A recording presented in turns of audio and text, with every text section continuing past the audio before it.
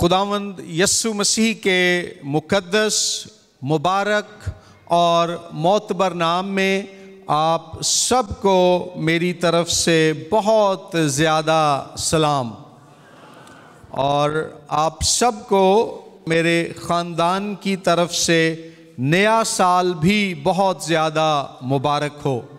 Christmas के बाद आने वाले इतवारों में आम तौर पर दुनिया भर में खुदावंद यस्सु मसीह के खतने, उसका हैकल में पेश किया जाना और फिर उसके लड़कपन 12 साल की उम्र में हैकल में जाने पर पैगामात सुनाए जाते हैं। इसी ताल्लुक से मैंने भी मुनासिब समझा कि आज हम लूका की इंजील में से खुदावंद यस्सु मसीह के लड़कपन का वाहिद जो वाक़या दिया गया है उसके ताल्लुक से सीखें और गौर करें। मेरे साथ खोलिए अहद जदीद यानी नए अहद नामे में से हज़रत लूका की मार्फत लिखी गई इंजील, बाब नंबर 2, आयत नंबर 41 ता आयत नंबर 52। लूका 2:41 ता 52। कलामे मुकद्दस में यूं लिखा है, उसके माँ बाप हर बरस ईद फसा पर यरूशलेम को जाया करते थे, और जब वो 12 बरस का हुआ तो वो ईद के दस्तूर के मुवाफिक यरूशलेम को गए।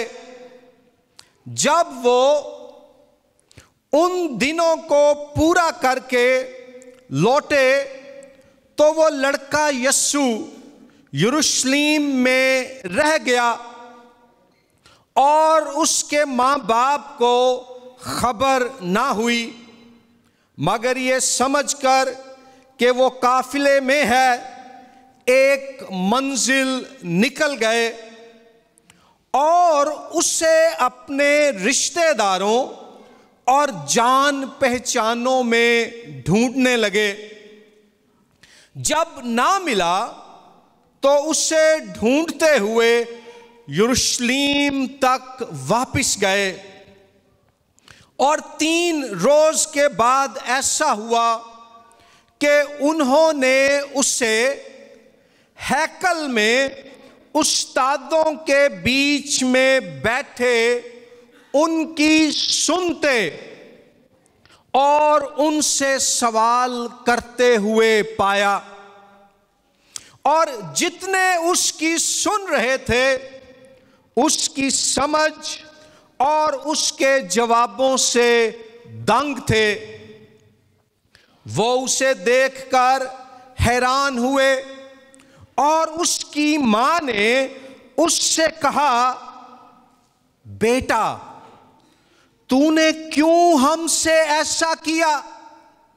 देख, तेरा बाप और मैं कुढ़ते हुए तुझे ढूंढते थे। उसने उनसे कहा, तुम मुझे क्यों ढूंढते थे? क्या तुमको मालूम ना था कि मुझे अपने बाप के हां होना जरूर है? मगर जो बात उसने उनसे कही उसे वो ना समझे, और वो उनके साथ रवाना होकर नासरत में आया और उनके ताबे रहा, और उसकी मां ने ये सब बातें अपने दिल में रखी, और यस्सु हिकमत और कद्दो-कामत में और खुदा और इंसान की मकबूलियत में तरक्की करता गया। आमीन। चारों अनाजील में से लूका की मार्फत लिखी गई इंजील का मकसद ये था कि पढ़ने वालों को ये बताया और सिखाया जा सके कि खुदावंद यीशु मसीह सिर्फ इस दुनिया में यहूदियों ही के लिए नहीं आया था, बल्कि वो यहूदी कौम के साथ साथ दुनिया की तमाम कौमों के लिए भी आया। यहूदी लोग आमतौर पर दुनिया को दो हिस्सों में तकसीम करते थे, यहूदी जूस और गैर अक़वाम जेंटाइल्स। और उनका यह तस्वुर था कि यहूदी लोग इस जमीन पर खुदा की चुनी हुई कौम है और दीगर अक़वाम खुदा की सल्तनत और उसके वादों से खारिज हैं। लूका इस इंजील में रूहुल कुद्स की हदायत और इल्हाम से ये तहरीर करता और पेश करता है कि हाँ, अवली तौर पर यीशु मसीह यहूदी था और वो यहूदी लोगों को निजात देने के लिए आया, लेकिन हतमी तौर पर खुदावंद यीशु मसीह तमाम नस्ले इंसानी बल्कि तमाम कायनात का निजात दहिंदा है। और बतौर तारीखदान जब वो खुदावंद यीशु मसीह की सवाने हयात लिखता है तो कदीम सवाने हयात लिखने के अंदाज को अपनाते हुए वो रूहुल कुद्स की हदायत से उसके लड़कपन का एक अहम वाकया बयान करता है, जिससे वो क़ारीन को ये पैगाम देना चाहता है कि मुस्तकबिल में ये लड़का क्या होगा और क्या करेगा। कदीम दौर में जब बादशाहों, हुक्मरानों और लीडरों की बायोग्राफीज लिखी जाती तो उनके बचपन और लड़कपन के वाक़यात को इस अंदाज से तहरीर किया जाता कि पढ़ने वालों को इशारा मिले और बसीरत मिले कि मुस्तकबिल में आने वाले वक्त में इस शख्स ने क्या करना और क्या बनना है। इस इक्तबास में लूका हमें खुदावंद यीशु मसीह की पहचान और उसके मिशन की झलक देता है। यहूदी लोग हर साल शरीयत के मुताबिक 3 ईदों के मौका पर यरूशलेम शहर में हैकल में जाते थे। नंबर 1 ईद फसा के मौका पर, नंबर 2 ईद पेंतिकोस्त के मौका पर और नंबर 3 ईद खयाम के मौका पर।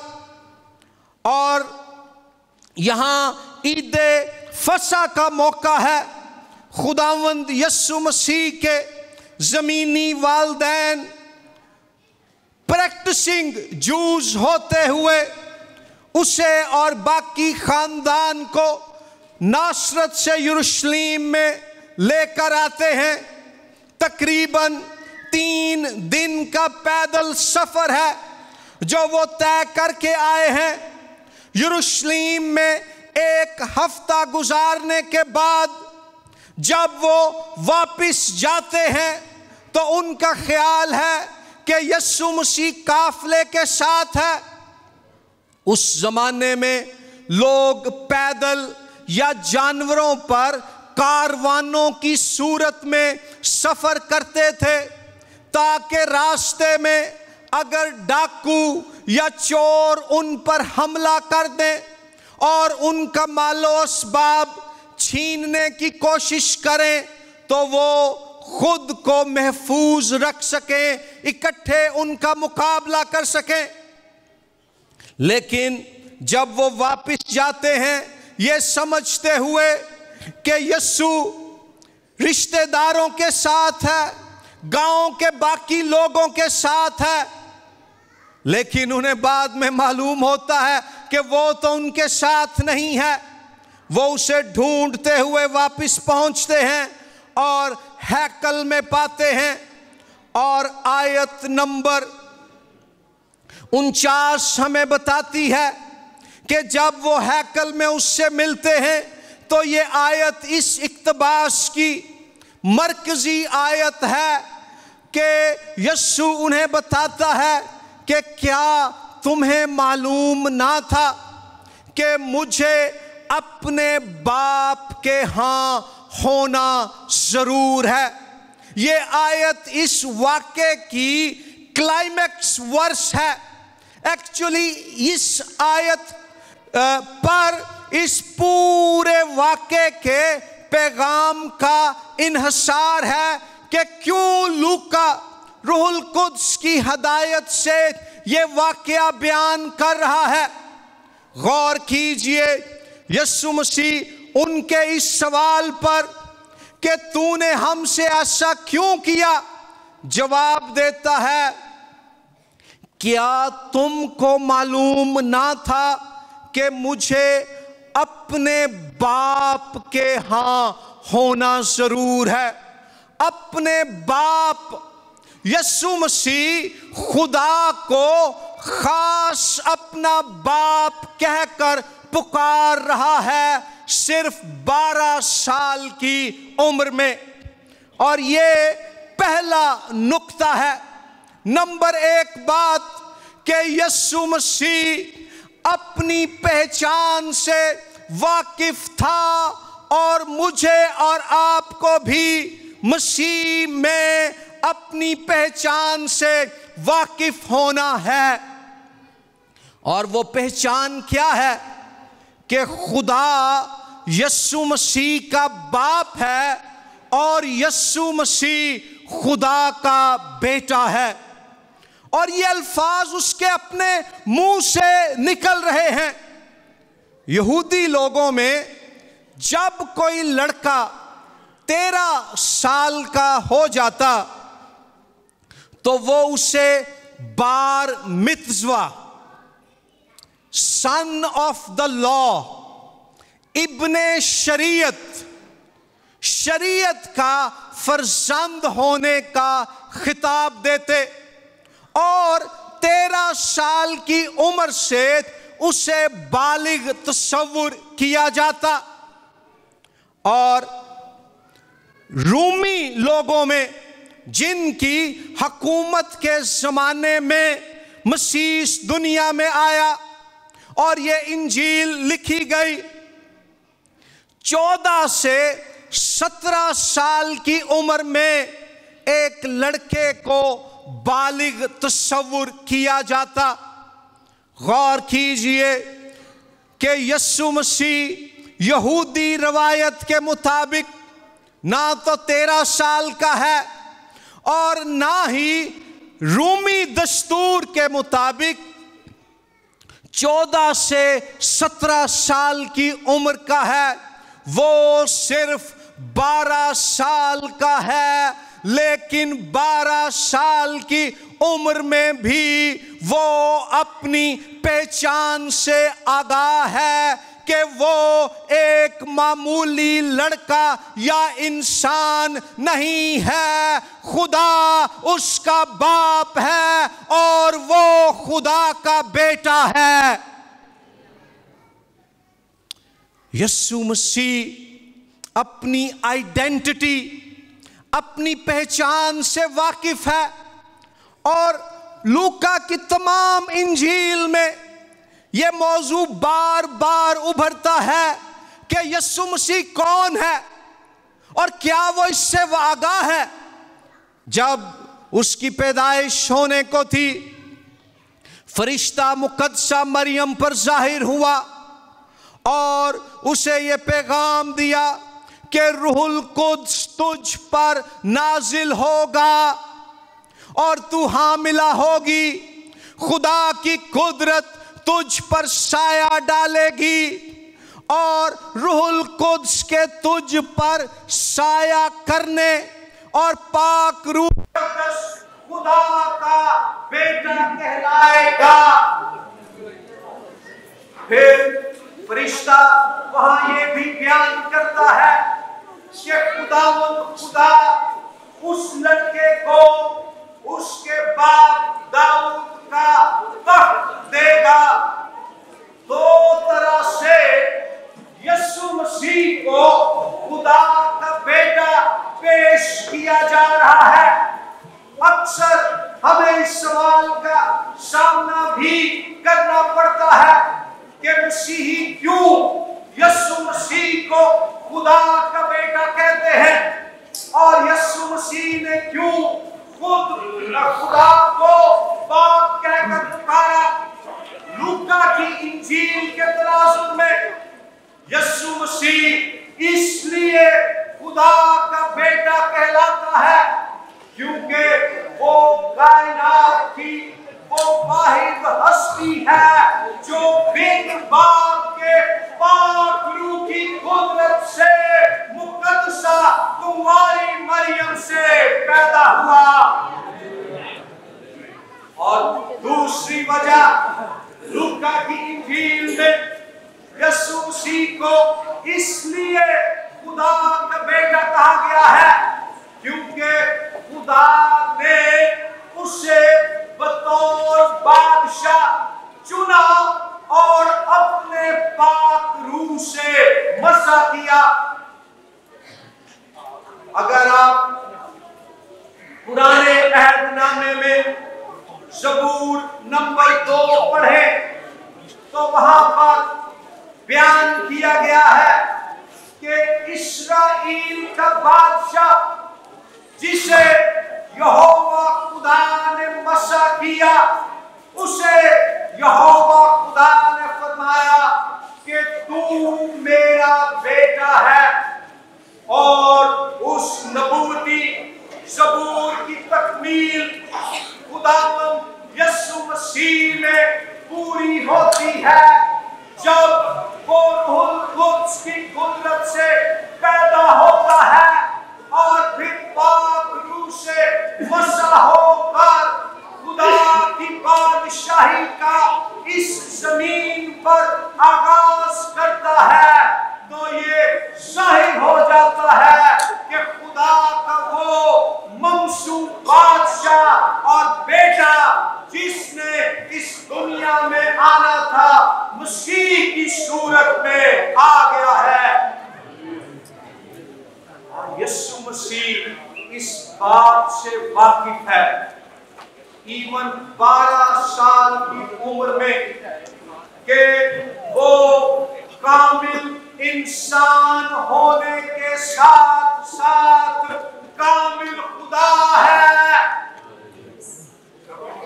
लूका की इंजील जैसा मैंने बयान किया गैर अक़वाम को ये बताने के लिए तहरीर की गई कि यीशु मसीह सिर्फ यहूदियों ही का नहीं बल्कि गैर कौमों का निजात दहिंदा भी है। इसलिए इस बयान का जो तारीखी तनाजुर है यीशु मसीह जब फरमाता है कि मुझे अपने बाप के यहाँ होना जरूर है वो ये है कि उस जमाने का रूमी शहंशाह कैसर औगुस्तुस खुदा का बेटा कहलाता था और कहा जाता था कि देवता कैसर औगुस्तुस के बाप है। हत्ता के जब कैसर औगुस्तुस शहंशाह कैसर औगुस्तुस 12 साल का था तो उसके खानदान में एक मौत हो गई और रूमी रवायत है कि 12 साल की उम्र में शहंशाह कैसर खानदान के उस फर्द के जनाजे में तमाम घराने और रूमी रिपब्लिक के लोगों के सामने एक हिकमत और बसीरत भरी तकरीर की। लेकिन रूहुल कुद्स की हदायत से मुकद्दस लूका हमें बताता है कि शहनशाह कैसर औगुस्तुस से अफजल, बरतर और बड़ा बादशाह खुदावंद यीशु मसीह इस दुनिया में आ गया है और उसकी बादशाही रूमी बादशाही से कई गुना बड़ी, वसी और तवील है। रूमी बादशाही सिर्फ उन इलाकों तक महदूद थी जहां जहां रूमी फौजों का कब्जा था। खुदावंद यीशु मसीह ममसू की बादशाही आसमान से लेकर जमीन, बल्कि जमीन के नीचे की तमाम मखलूकात पर भी है। कैसर औगुस्तुस चंद दहाइयों के लिए बादशाह बना और बिल आखिर वो मर गया।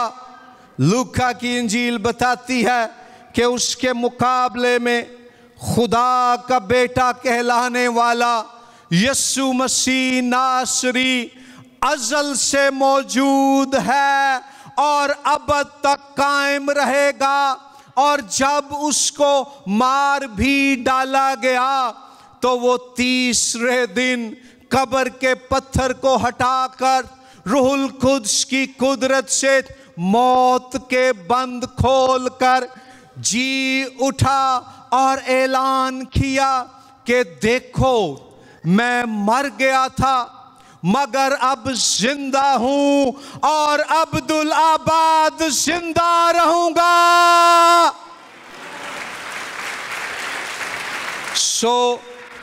यहां हमें खुदावंद यीशु मसीह की पहचान का ज़हूर बख्शा जा रहा है। जब वो सिर्फ 12 साल का है कि ये लड़का एक मुनफरिद, लासानी, बेनज़ीर, बेमिसाल और बाकमाल लड़का है। लेकिन मेरी बहनों, मेरे भाइयों, इसमें आपके लिए और मेरे लिए क्या पैगाम है? वो पैगाम ये है कि यीशु मसीह जो खुदा का अज़ली और हकीकी बेटा है, अपने फजल से उसने मुझे और आपको भी ईमान के वसीले से रूहुल कुद्स से नए सिरे से पैदा करके खुदा के ले पालक बेटे और बेटियां बना दिया है। इफ्सियों के नाम का खत, उसका पहला बाब और उसकी आयत नंबर 5 देखिए। इफ्सियों 1:5 में लिखा है, और उसने अपनी मर्जी के नेक इरादे के मुवाफिक हमें अपने लिए पेशतर से मुकर्रर किया कि यीशु मसीह के वसीले से उसके ले पालक बेटे हों। यीशु मसीह अज़ली बेटा है। हमें एक खास तारीखी लम्हे में जब हमने मसीह को कबूल किया, खुदा के बेटे और बेटियां बनाया गया। वो हकीकी बेटा है, हम भी हकीकी हैं मगर ले पालक, अडॉप्टेड। नए साल का चैलेंज ये है कि जैसे यीशु मसीह अपनी पहचान से वाकिफ था कि खुदा में वो कौन है, मेरी बहनों, मेरे भाइयों, आए हम इस 2025 के आगाज में यीशु मसीह में अपनी पहचान से वाकिफ हों। आप आम लोग नहीं हैं, आप हकीर नहीं हैं, आप कमतर नहीं हैं, आप दूसरे दर्जे के शहरी नहीं हैं, आप रद्द किए गए और धुतकारे हुए नहीं हैं, बल्कि आप यीशु मसीह खुदा के बेटे में उसके वसीले से आसमानी खुदा, कायनात के खालिक, मालिक और राज़िक के बेटे और बेटियां हैं।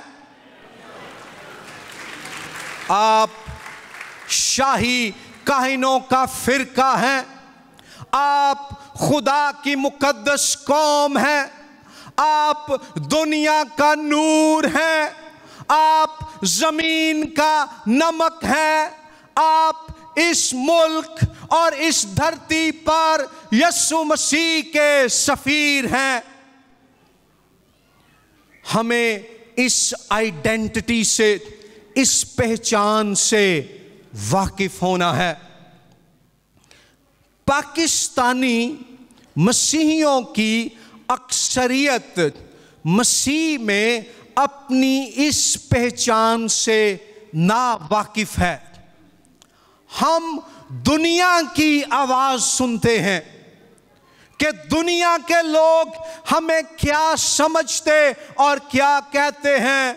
आइए इस नए साल में अहद करें कि मैंने दुनिया की आवाज को नहीं सुनना, मैंने आसमानों से आने वाली इलाही आवाज को सुनना है। और वो इलाही आवाज ये फरमाती है कि तुम यीशु मसीह में मेरे बेटे और मेरी बेटियां हो।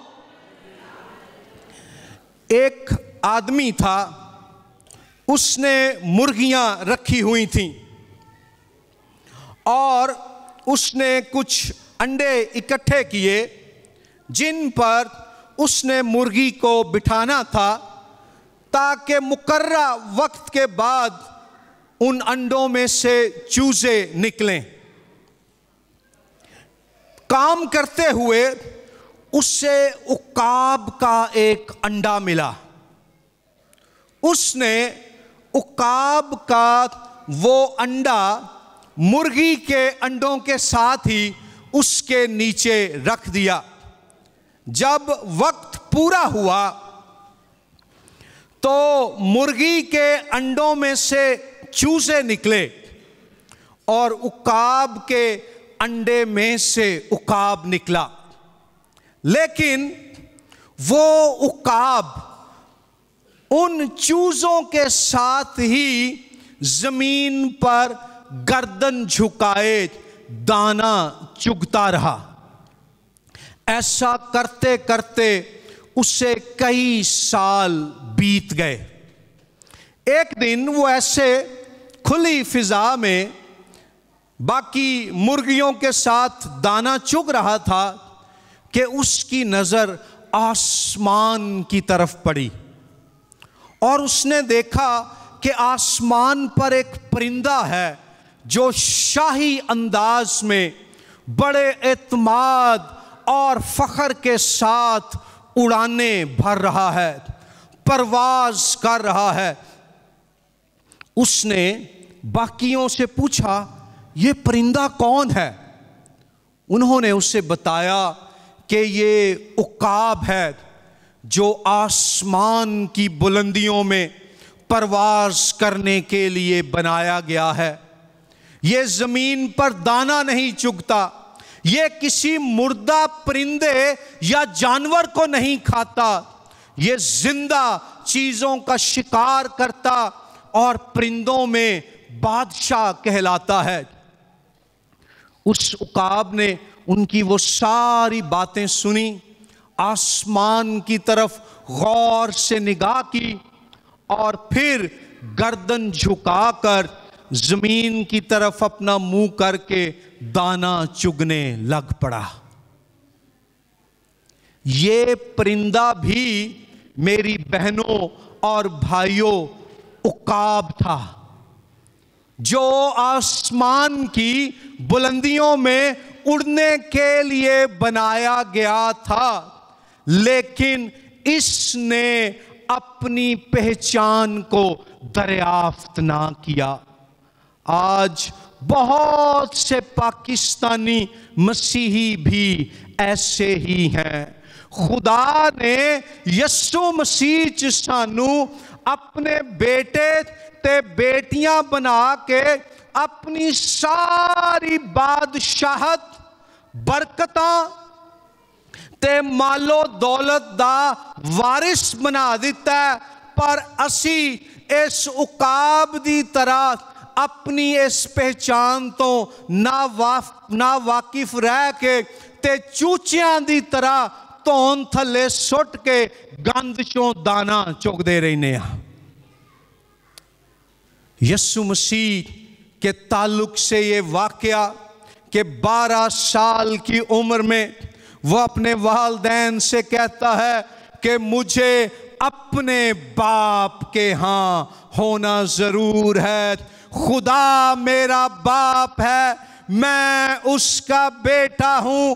हमें आज ये चैलेंज मिलता है कि इस नए साल में हम भी यीशु मसीह की मानिंद अपनी पहचान से वाकिफ हों और जमीन पर गर्दन झुकाकर चलने की बजाय यीशु मसीह में फख्र और एतमाद और हलीमी से सर उठाकर चलें और मसीह के नाम में उसके जलाल के लिए बुलंदियों में परवाज करें।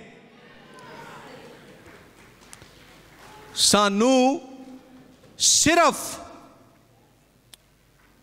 स्वीपर, चौकीदार या रिक्शा ड्राइवर या माली होने लई खुदा ने नहीं बुलाया।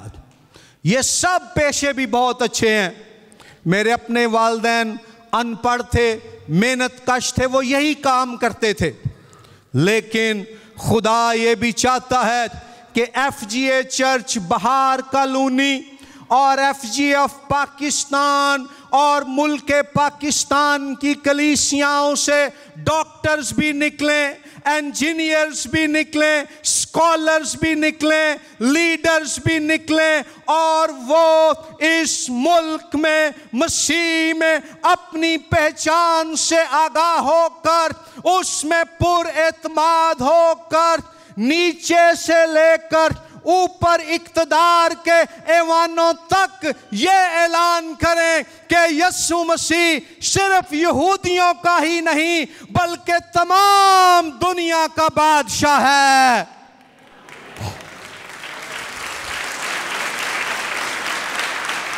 दूसरी बात हम देखते हैं, यीशु मसीह अपने मिशन से वाकिफ है। वो फरमाता है मुझे अपने बाप के हां होना जरूर है। यूनानी में इसके 2 तर्जमे किए जाते हैं। एक तर्जमा यह है जो हमारे पास है कि मुझे अपने बाप के हां होना जरूर है, यानी अपने बाप के साथ उसकी हजूरी में। और दूसरा है मुझे अपने बाप का काम करना जरूर है। खुदा के साथ होना नंबर 1 बात, और नंबर 2 खुदा का काम करना। यीशु मसीह इस बात से आगाह था यंग एज ही में कि वो इस दुनिया में क्यों आया। नंबर 1 खुदा के साथ होने के लिए, और नंबर 2 खुदा का काम करने के लिए। यहां जो लिखा है कि अपने बाप के हां होना, इसकी बड़ी दिलचस्प तफसीर की जाती है। अंग्रेजी में है कि इन माय फादर्स होम। खुदावंद यीशु मसीह यहां हैकल में है।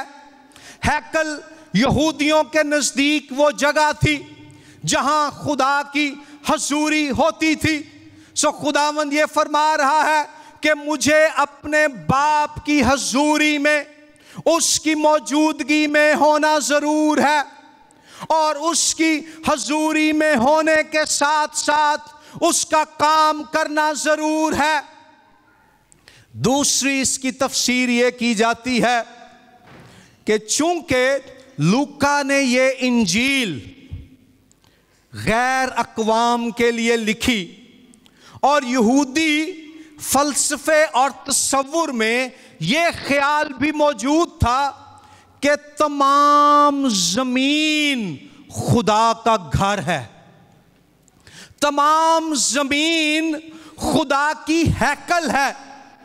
पैदाइश की किताब के पहले बाब में जब खुदा ने जमीनों आसमान को बनाया और इंसान को इस जमीन पर रखा, तो उसका एक मतलब यह था कि ये जमीन मेरी हैकल है, और ए आदम, मैं तुझे बतौर काहिन, बतौर नुमाइंदा इस हैकल में रख रहा हूं कि तू मेरी तरफ से इसकी देखभाल करे। खुदावंद यीशु मसीह जब यहां फरमाते हैं कि मुझे अपने बाप के यहां होना जरूर है, मुझे अपने बाप के यहां उसका काम करना जरूर है, तो ना सिर्फ वो यहूदी हैकल की बात कर रहे हैं कि मुझे खुदा की हजूरी में होना और उसका काम करना लाजमी है, बल्कि साथ वो सारी जमीन की तरफ भी इशारा कर रहे हैं कि मैं इस जमीन पर इसलिए आया हूं कि बाप के साथ मिलकर दुनिया की तमाम कौमों के लिए नजात के काम को पूरा करूं। सो खुदा के यहां होना, खुदा के घर में होना बतौर यहूदी यीशु मसीह के लिए हैकल में होना है, और बतौर आलमगीर नजात दहिंदा इस दुनिया में होना है। और खुदावंद ऐसा ही करता है।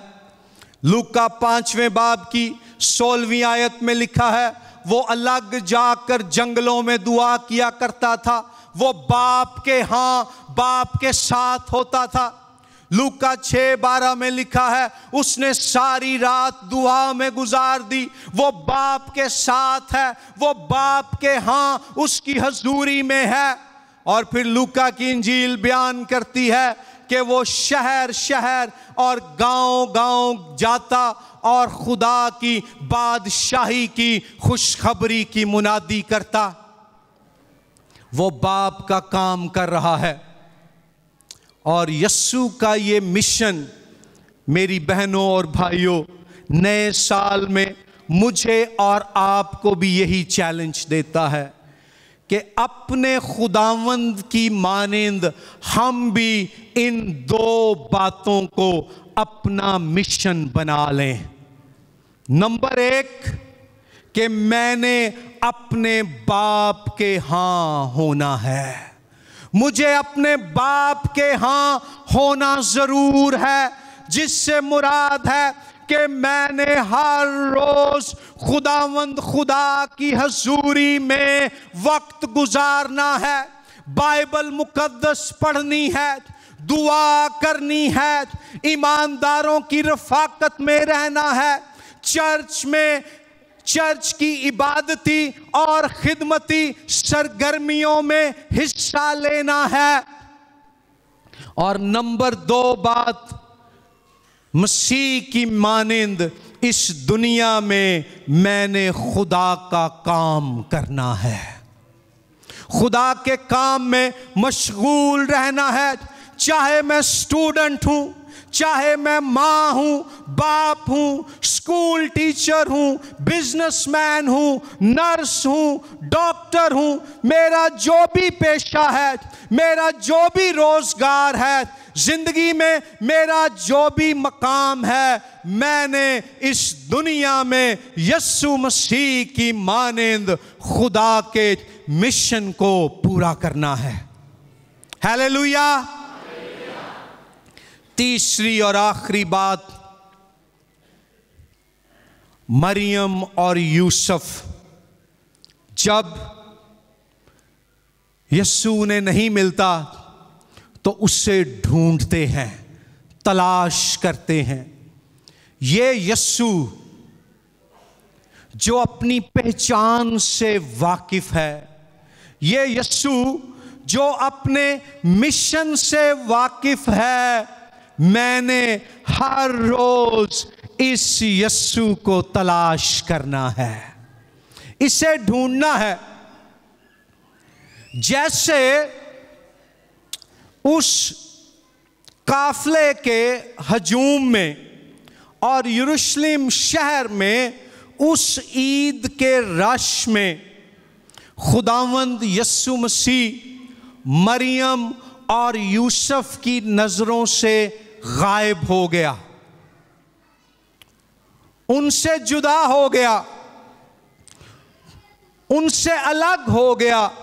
ऐसे ही बाज औकात जिंदगी, खानदान, खिदमत, कारोबार और काम के शोर और मसरूफियत में हम भी यीशु को खो देते हैं, हम भी उससे बिछड़ जाते हैं, हम भी उससे अलग हो जाते हैं।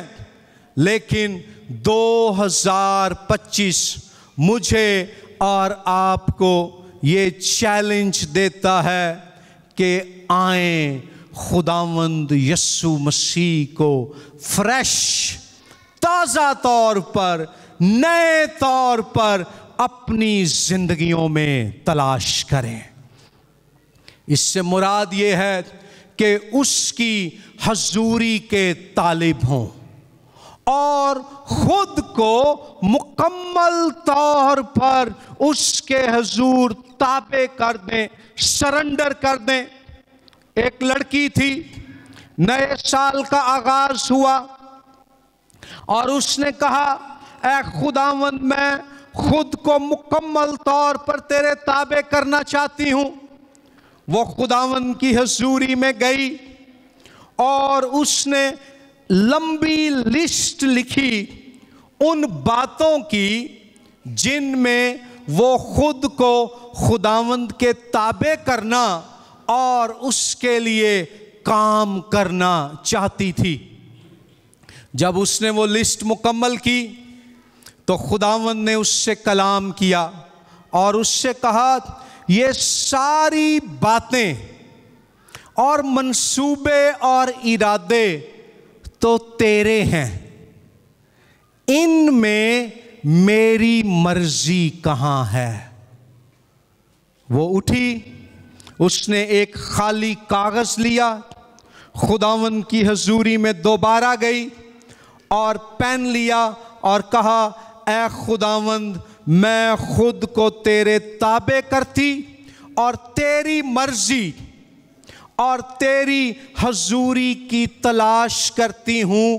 अब तू बोल और मैं लिखती हूं कि मेरी जिंदगी के लिए तेरी मर्जी और मंसूबा क्या है। हालेलुया। आए अपनी आंखें बंद करें, अपने कदमों पर खड़े हो जाएं और अपने अपने दिलों में खुद को खुदावंद के ताबे कर दें। इस नए साल में इन 3 बातों को खुदावंद यीशु के सामने रखें कि ऐ खुदावंद, तेरी मानिंद मैं भी अपनी पहचान से गहरे तौर पर वाकिफ होना चाहता हूं, वाकिफ होना चाहती हूं।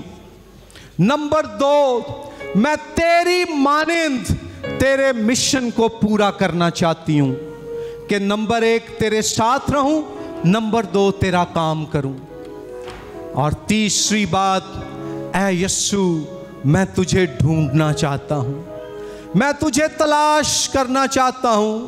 तेरी हजूरी को, तेरी मर्जी को, तेरे मकासद को। खुदा का पाक रूह हमारी मदद के लिए, हमारी रहनुमाई के लिए मौजूद है। आए खुद को खाली करें, 2025 को खुदा के साथ रहने और उसका काम करने के लिए अपने लिए मखसूस कर दें। आसमानी बाप हम सबको फजल बख्श दे कि रूहुल कुद्स के वसीले से हम मसीह के नाम में हर रोज तुझ में अपनी पहचान में पूरे एतमाद रहें। हम हर रोज मसीह की मानंद तेरे मिशन को पूरा करें और हम हर रोज मसीह की हजूरी और मर्जी की तलाश और पैरवी करते रहें। खुदावंद यीशु मसीह के नाम में आमीन। खुदावंद आप सबको बड़ी बरकत दे।